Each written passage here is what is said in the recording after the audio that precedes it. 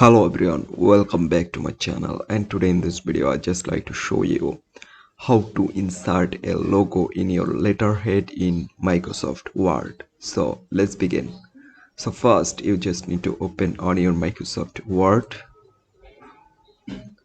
then open a blank document. So if you think this is your letter and if you want to add a logo in your letterhead like that here, so what should you do? So for that you just select on insert option, then select on picture, then select this device and just go and find out your logo here. So I just open on this. Here you can see this is my logo and I want to make this here. So for that, at first I just resize this logo.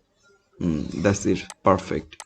Here you can see I cannot move in here, so for that just right click in your mouse, then select on this and select in front of text.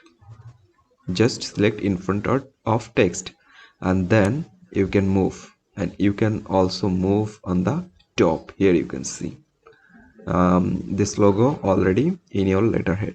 Now you can type here like that.